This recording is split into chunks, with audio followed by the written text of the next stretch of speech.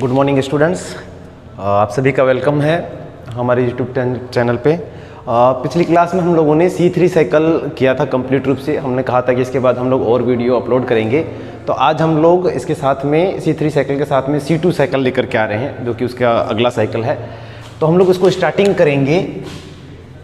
तो उससे पहले कुछ इसका थोड़ा सा हम लोग आइडिया ले लेते हैं कि C2 साइकिल जो है, इसे डिकर और टियो ने जो टोबैको प्लांट है उसे इंफ्रारेड CO2 एनालाइजर के द्वारा इसकी डिस्कवरी की है। इसके बारे में बताया है डिटेल में थोड़ा बहुत। तो इसमें तीन जो मेजरली हम लोग देखते हैं जो कंपोनेंट हैं अलग अलग हैं। फर्स्ट इसमें जो यूज होता है क्लोरोप्लास्ट का, सेकंड इसमें होता है पेरोक्सिसोम का, और थर्ड इसमें होता है जो माइटोकॉन्ड्रिया का होता है। तो हम लोग रिएक्शंस देख लेंगे सभी। इसमें भी सेम C3 साइकिल के जैसे ही चीज़ें चलेंगी। इसमें भी कंपाउंड चलता जाएगा, नेक्स्ट कंपाउंड चेंज होता जाएगा, साथ साथ में यहाँ पे जो है हमारे एंजाइम चलता जाएगा। तो हम लोग स्टार्टिंग करते हैं। तो सबसे पहले हम लोग देखते हैं क्लोरोप्लास्ट के अंदर हमारी रिएक्शनें चलती हैं। तो हम लोग देखते हैं कि क्लोरोप्लास्ट के अंदर हमारा जो कंपाउंड है RUBP, जिसको हम लोग रिबुलोज 1,5-बिसफॉस्फेट बोलते हैं, ये यहाँ रहता है। तो इसी को हम लोग कन्वर्ट करते हैं। तो इसके लिए हम लोग एंजाइम यूज करेंगे यहाँ पे रुबिस्को, जिसको हम लोगों ने पहले ही कहा था, हम लोग अलग कलर से शो करेंगे। तो RUBP को हम लोग कन्वर्ट कर देते हैं फॉस्फोग्लाइकोलेट में। तो हम लोग इसको फॉस्फोग्लाइकोलेट में कन्वर्ट कर देते हैं। तो जब हम लोग इसको फॉस्फोग्लाइकोलेट में कन्वर्ट करते हैं तो बीच में जो हमारा एंजाइम होता है वह लगता है रुबिस्को। तो रुबिस्को एंजाइम लगता है, साथ साथ में हमारा है वो CO2 यहाँ पे हम लोग यूज लेते हैं। जहाँ स्क्रीन पे फोकस आ रहा है वहाँ मैं नहीं लिखने की कोशिश करूँगा ताकि आप लोगों को थोड़ा प्रॉब्लम ना हो। फॉस्फोग्लाइकोलेट को हम लोग कन्वर्ट कर देते हैं ग्लाइकोलेट में। ग्लाइकोलेट में इसको हम लोग कन्वर्ट कर देते हैं। तो जब फॉस्फोग्लाइकोलेट को ग्लाइकोलेट में कन्वर्ट करते हैं तब हम लोग एंजाइम यूज कर लेते हैं फॉस्फोग्लाइकोलेट फॉस्फेटेज एंजाइम यूज कर लेते हैं। तो यहाँ हम लोग यूज करते हैं फॉस्फोग्लाइकोलेट फॉस्फेटेज एंजाइम हम लोग इसके साथ में यूज कर लिया जाता है। तो हम लोग यहाँ पे फॉस्फोग्लाइकोलेट फॉस्फेटेज एंजाइम यूज कर लेते हैं और ग्लाइकोलेट हमारा बन जाता है क्लोरोप्लास्ट के अंदर। तो हम लोग क्या करते हैं, इस ग्लाइकोलेट को हम लोग आगे पास कर देते हैं सीधा का सीधा जा करके पेरोक्सिसोम में। तो हम लोग इसको शॉर्ट में लिख देते हैं, यहाँ पे पेरोक्सिसोम है। तो हम लोग देखते हैं कि जो हमारा ग्लाइकोलेट बनता है, ये हमारा ग्लाइकोलेट बन चुका है। इस ग्लाइकोलेट को हम लोगों ने भेज दिया है, पास कर दिया है हम लोगों ने पेरोक्सिसोम्स के अंदर। तो ग्लाइकोलेट को हम लोग कन्वर्ट करते हैं ग्लाइऑक्सीलेट में। हम लोग इसको कन्वर्ट कर देंगे ग्लाइऑक्सीलेट में। तो ग्लाइकोलेट को हम लोग कन्वर्ट करेंगे ग्लाइऑक्सीलेट में। तो यहाँ पे एंजाइम काम करेगा ग्लाइकोलेट ऑक्सीडेज एंजाइम। तो यहाँ पे एंजाइम काम करेगा ग्लाइकोलेट ऑक्सीडेज एंजाइम काम करेगा। यहाँ पे ग्लाइकोलेट ऑक्सीडेज एंजाइम काम करेगा। ये अधिकतर मोस्टली 2 कार्बन्स के कंपाउंड बन रहे हैं अधिकतर, इसलिए हम लोग यहाँ पे मेंशन नहीं कर रहे हैं यहाँ पे। तो यहाँ पे ज़्यादा कार्बन नंबर का कोई ज़्यादा रोल हम लोग नहीं बताते हैं, यहाँ पे शो नहीं करते। तो जैसे ही ग्लाइऑक्सीलेट बन जाता है, ग्लाइऑक्सीलेट को हम लोग कन्वर्ट कर देंगे पेरोक्सिसोम्स के अंदर ही ग्लाइसिन में।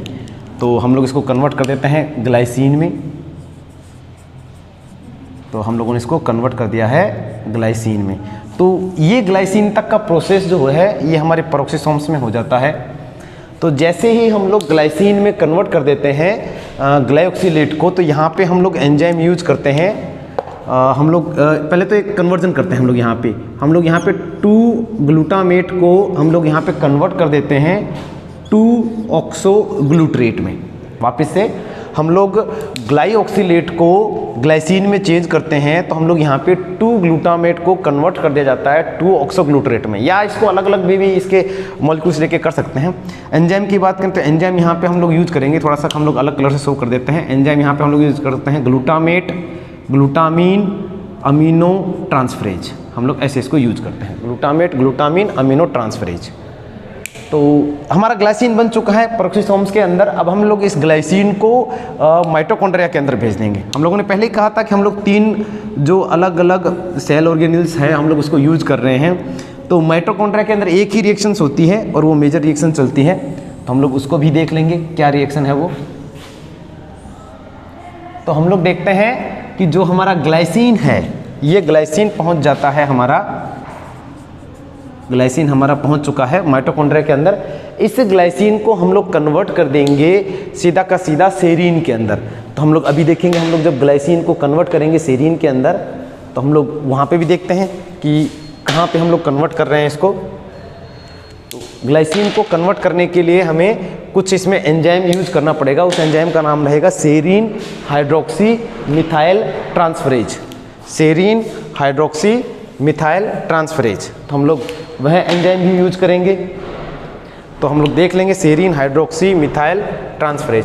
तो ग्लाइसिन को कन्वर्ट किया जा रहा है सेरीन, थोड़ा हम लोग देख लेते हैं क्योंकि हमारे पास स्क्रीन थोड़ी ज़्यादा बड़ी नहीं है, सेरीन के अंदर। तो हम लोग ग्लाइसिन को कन्वर्ट करेंगे सेरीन के अंदर। तो इसके लिए हम लोग एंजाइम यूज करते हैं, जिस एंजाइम का नाम रहेगा सेरीन हाइड्रोक्सी मिथाइल ट्रांसफरेज। तो जब भी कभी हम लोग ग्लाइसिन को कन्वर्ट करेंगे सेरीन के अंदर, तो एंजाइम हम लोग यूज करेंगे serine hydroxy methyl transferase enzyme use करेंगे। साथ में एक चीज़ हमें और पता होना चाहिए कि ग्लाइसिन जो होता है, क्योंकि अधिकतर ये मोस्टली 2 कार्बन के कंपाउंड है, 2 कार्बन के कंपाउंड है, 2 मॉलिक्यूल्स हैं हमारे पास में, तो टोटल 4 कार्बन हो जाते हैं। लेकिन सेरीन एक 3 कार्बन का हमारे पास में कंपाउंड है, जिसका हमें 1 मॉलिक्यूल्स प्राप्त होता है। तो इस प्रकार से टोटल हमारे पास में 3 कार्बन आ जाते हैं, 1 कार्बन का लॉस हो जाता है। तो पता चलता है कि 1 कार्बन ही CO2 के रूप में बाहर निकल जाता है। साथ साथ में यहाँ पे जो अमोनियम होता है, ये भी हम लोगों को प्राप्त होता है। हम लोग देखेंगे इसका भी क्या करेंगे हम लोग। तो हम लोग क्या करते हैं, हमारे पास में सेरीन मिल चुका है, अब हमें सेरीन को भेज देंगे पेरोक्सीसोम्स में। तो हम लोग इस सेरीन को पास कर देते हैं आगे। तो सेरीन हमारा पहुंच जाता है पेरोक्सीसोम्स के अंदर। अब हम लोग इस सेरीन को कन्वर्ट करेंगे हाइड्रोक्सी पायरुवेट में। तो सेरीन को हम लोग कन्वर्ट कर देते हैं हाइड्रोक्सी पायरुवेट में। तो जब हम लोग सेरीन को हाइड्रोक्सी पायरुवेट में कन्वर्ट करेंगे, तो यहाँ पे जो एंजाइम आएगा, उस एंजाइम का नाम रहेगा सेरीन 2-ऑक्सोग्लूट्रेट। सेरीन 2-ऑक्सोग्लूट्रेट हम लोग वो यूज करेंगे यहाँ पे। तो जैसे ही सेरीन कन्वर्ट हो जाता है हाइड्रोक्सी पायरुवेट में, हम लोग हाइड्रोक्सी पायरुवेट को अब हम लोग कन्वर्ट कर देंगे ग्लिसरेट में। तो हम लोग इसको कन्वर्ट कर देते हैं ग्लिसरेट में। तो ग्लिसरेट में जब हम लोग इसको कन्वर्ट करते हैं, तो यहाँ पे हमारा फिर से एंजाइम एक यूज होगा। याद रखने के तरीके से हम लोग बताते हैं कि ग्लाइकोलेट को ग्लाइऑक्सिलेट में कन्वर्ट करते हैं तो हम लोग ऑक्सीडेज यूज करते हैं। तो इसी प्रकार से जब हम लोग हाइड्रोक्सी पायरुवेट को ग्लिसरेट में चेंज करेंगे, तो यहाँ पे आ जाएगा हाइड्रोक्सी पायरुवेट रिडक्टेज एंजाइम आ जाएगा। तो हम लोग एंजाइम नोट कर देते हैं यहाँ पे आ जाएगा hydroxy pyruvate reductase, hydroxy pyruvate reductase enzyme आ जाएगा। तो जब ये हाइड्रोक्सी पायरुवेट रिडक्टेज एंजाइम इसको कन्वर्ट कर दिया जाएगा इसकी प्रेजेंस में ग्लिसरेट में, इस ग्लिसरेट को अब हम लोग पहुंचा देंगे क्लोरोप्लास्ट के अंदर। तो ये ग्लिसरेट पहुंच चुका है क्लोरोप्लास्ट के अंदर, और ग्लिसरेट को हम लोग कन्वर्ट करेंगे फॉस्फोग्लिसरेट में। हम लोग इसको कन्वर्ट कर देते हैं, इसको हम लोग कन्वर्ट करेंगे इसको हम लोग कन्वर्ट कर देते हैं फॉस्फोग्लिसरेट में। और जब हम लोग ग्लिसरेट को फॉस्फोग्लिसरेट में कन्वर्ट करेंगे, तो एंजाइम का नाम रहेगा ग्लिसरेट काइनेज, ग्लिसरेट काइनेज। तो ये हमारा एंजाइम मिल जाता है हमको ग्लिसरेट काइनेज।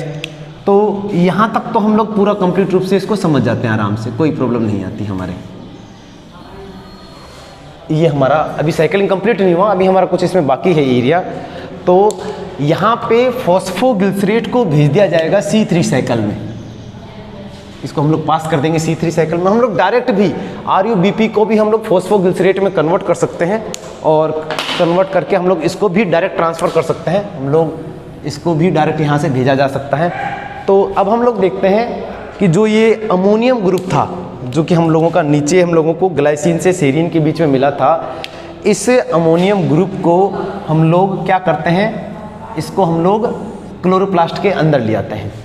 तो जैसे ही क्लोरोप्लास्ट के अंदर आता है, और ये जो हमारा अमोनियम होता है, ये अमोनियम क्या करता है, रिएक्शन कर लेता है किसके साथ में, ये अमोनियम रिएक्शन कर लेता है ग्लूटामेट के साथ में। तो ग्लूटामेट के साथ में रिएक्शन करता है और ग्लूटामेट के साथ में रिएक्शन करके ग्लूटामीन बना लेता है, GLN ग्लूटामीन होता है। तो जैसे ही ग्लूटामीन बनाता है तो यहाँ पे बीच में एक एंजाइम काम करता है जिसका नाम होता है ग्लूटामेट सिंथेज, ग्लूटामेट सिंथेज। तो जैसे ही ग्लूटामीन बन जाता है, ग्लूटामीन को हम लोग कन्वर्ट कर देंगे, लेकिन यहाँ पे 2-ऑक्सोग्लूट्रेट जो होता है वो ग्लूटामेट के साथ में क्रिया कर लेगा, साथ में इसके साथ जुड़ जाएगा और एक एंजाइम होता है, उस एंजाइम का नाम हम लोग अभी कंप्लीट करते हैं यहाँ पे। उस एंजाइम का नाम होता है गोगेट। ये रिएक्शन मैं बताऊंगा, ये रिएक्शन क्यों इंपॉर्टेंट है यहाँ पे। गोगेट नाम देखें यदि गोगेट का पूरा, तो ग्लूटामेट ऑक्सोग्लूट्रेट अमीनो ट्रांसफरेज। हम लोग फिर से रिपीट करते हैं, ग्लूटामेट ऑक्सोग्लूट्रेट अमीनो ट्रांसफरेज और GS ग्लूटामेट सिंथेज, और कंपाउंड बन जाएगा ग्लूटामेट। वापिस से ग्लूटामेट बन जाएगा, ये लीजिए ग्लूटामेट बन गया, और ये भी 2 ग्लूटामेट बन जाता है। तो 2 ग्लूटामेट बन जाता है। तो यहाँ पे हम लोग देख लेते हैं, ये जो रिएक्शन बनती है हमारी, ये जो रिएक्शन होती है इसे हम लोग अमोनिया का हम लोग एसिमिलेशन भी कहते हैं। तो अमोनिया के एसिमिलेशन के लिए भी हम लोग क्या करते हैं, इसी रिएक्शंस का यूज करते हैं। तो इसकी PDF के अंदर आप लोगों को सेरीन हाइड्रोक्सी मिथाइल ट्रांसफरेज या ग्लूटामेट सिंथेज या फिर ग्लूटामेट ऑक्सोग्लूट्रेट अमीनो ट्रांसफरेज, इसकी भी फुल फॉर्म आप लोगों को वहाँ पे नोट मिल जाएगी, साथ साथ में नोटेबल मिल जाएगी। एक चीज़ और यहाँ पे चलती है जिसको हम लोगों ने मेंशन नहीं किया है, हम लोग जब भी कभी ग्लाइकोलेट को ग्लाइओक्सिलेट में कन्वर्ट करते हैं तो यहाँ पे एक साइक्लिंग चलती है जिसका नाम होता है H2O2 साइकिल। H2O2 साइकिल चलती है जिसको हम लोग बोलते हैं हाइड्रोजन पेरोक्साइड साइकिल। यहाँ पे हम लोग ऑक्सीजन को लेते हैं, एक ऑक्सीजन पास कर देते हैं और यहाँ पर एक एंजाइम आता है जिसका नाम होता है कैटलेज एंजाइम। तो यहाँ जो एंजाइम यूज किया जाएगा, सी मीन्स होता है कैटलेज एंजाइम। तो यहाँ जो एंजाइम काम किया जाता है उसका नाम होता है कैटलेज एंजाइम। इस साइकिल को हम लोग ज़्यादा मेंशन करते नहीं है, इसीलिए आप लोग चाहें तो इसको भूल सकते हैं, कोई प्रॉब्लम नहीं है इस साइकिल को भूलने में। लेकिन यहाँ पे एक चीज़ हमें याद रखनी चाहिए कि यहाँ पे जो ग्लाइकोलेट है, ये जो ग्लाइकोलेट है, ये ग्लाइकोलेट यहाँ पे C2 साइकिल के लिए एज ए सबस्ट्रेट लेवल पे काम करता है। कि इसी के जैसे हम लोग बोलते हैं कि C2 साइकिल को C2 इसीलिए बोल रहे हैं क्योंकि फॉस्फोग्लाइकोलेट बन रहा है, और फॉस्फोग्लाइकोलेट जो यहाँ पे है वो कार्बन 2 यानी कि 2 कार्बन का कंपाउंड है, इसीलिए हम लोग इस साइकिलिंग को C2 साइकिल बोल रहे हैं।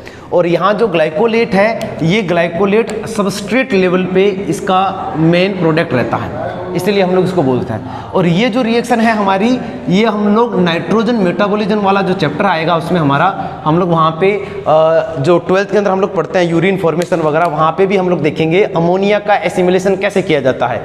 तो हम लोग लेते हैं अमोनियम ग्लूटामेट, GLU ग्लूटामेट है, GLN जो है वो ग्लूटामीन है, GS जो है वो ग्लूटामेट सिंथेज है, और ये जो गोगेट है इसका मतलब होता है ग्लूटामेट ऑक्सोग्लूट्रेट अमीनो ट्रांसफरेज, ये एंजाइम का नाम है। तो इस प्रकार से हमारा C2 साइकिल कंप्लीट होता है। इस C2 साइकिल के अंदर हम लोग ध्यान से देखेंगे तो हमें पता चलेगा कि एक CO2 रिलीज होती है, साथ साथ में यहाँ पे 3 ATP जो होता है वो कंज्यूम होते हैं, साथ साथ में हम लोग देखेंगे सॉरी 3 ATP का हमको फॉर्मेशन होता है और 3 ऑक्सीजन यहाँ पे कंज्यूम होता है। तो इस प्रकार से C2 साइकिल कंप्लीट होती है कि जो कि अटैच रहती है, एसोसिएटेड रहती है C3 साइकिल के साथ में। और नेक्स्ट वीडियो में हम लोग यहाँ पे C4 साइकिल लेके आएंगे, उसको कंप्लीट करेंगे। Thank you.